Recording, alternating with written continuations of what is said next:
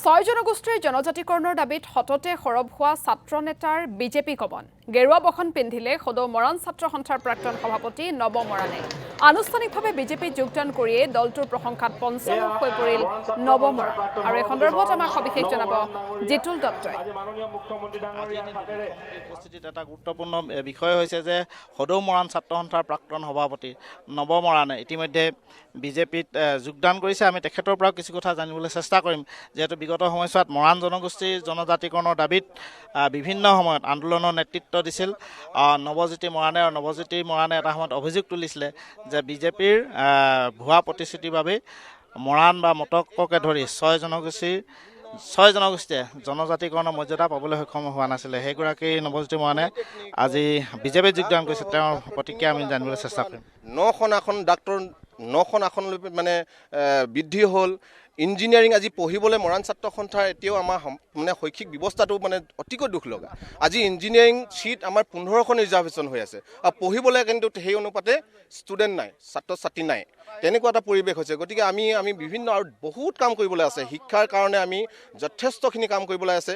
আৰু এতিয়া আপোনালোকে মুঠতে এতিয়া বৰ্তমান গোটেই যিবিলাক যদি আমি চাওঁ, পলিটেকনিক আমাৰ 43, ITI 131 131 জন, ডাক্তৰ চিট 9টা, GNM 10খন, বিভিন্ন বিশ্ববিদ্যালয়ত লোকসেৱা বিভাগত বা এনেকৈ গোটেইখিনি যদি আমি চাওঁ 135 মান মানে চিট আমাৰ ষ্টুডেণ্ট আজি তাৰিখৰ ৰিজাৰ্ভেশ্যনৰ কাৰণে মানে আসন পাবলৈ সক্ষম হৈছে।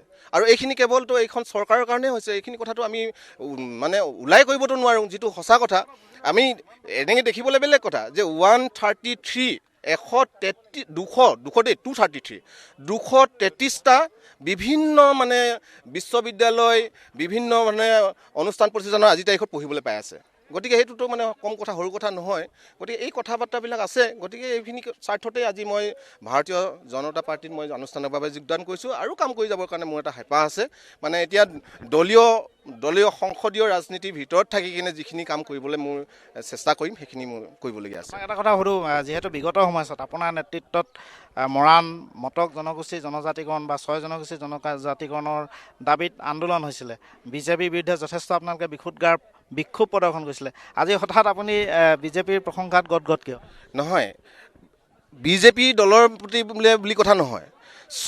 যোন চৰকাৰ আছিলে তাতেই মানে সেই অসম গণ পৰিষদ হওক, কংগ্ৰেছ হওক, বিজেপি হওক, সেইটো মানে এটা ছাত্ৰ সংগঠনৰ মৰাণ ছাত্ৰ সন্থা, মৰাণ জাতিৰ এটা মেৰুদণ্ড। মৰাণ ছাত্ৰ সন্থাই সেই সময়ত মানে আন্দোলন কৰিছিলে, ময়ো কৈছিলোঁ। সেইটোতো মানে বিভিন্ন সভা সমিতিয়ে এইবিলাকতো আছেই।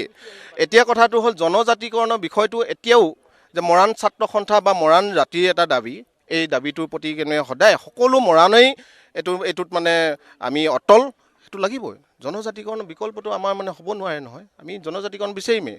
মই ৰাজনীতিত কৰিলোঁ, দলত থাকিলোঁ নাথাকিলোঁ সেইটো কথা নহয়। মোৰ হাড়ে হিমজুৱে মই জনজাতিকৰণ বিচাৰিছোঁ। সেইটো আৰু মানে ইয়াত কোনো কথা নাই। তাৰমানে এইটো বিজেপি কৰিছোঁ, কংগ্ৰেছ কৰিছোঁ, AGP কৰিছোঁ, এইটো নহয়। আমি হাড়ে হিমজুৱে জনজাতিকৰণ বিচাৰোঁ। তেজে আমাৰ সেইটো আছে, গতিকে সেইটো থাকিবই। 2026 সমাগত, 2026ত যিহেতু বিধানসভা নিৰ্বাচন অনুষ্ঠিত হ'ব, গতিকে আপুনি এটা লক্ষ্য লৈ আজি বিজেপিত যোগদান কৰিছে।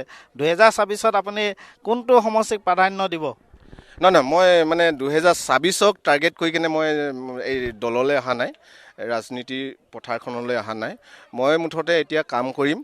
মোৰ কৰ্মক্ষেত্ৰখনত মানে কিমান দূৰ সফল হওঁগৈ সেইটো সুকীয়া কথা। কিন্তু মই কোনো ধৰণৰ নিৰ্দিষ্ট কিবা এটা সমষ্টি কিবা তেনেকুৱা ধৰণৰ উদ্দেশ্য লৈ কিনে মই অহা নাই।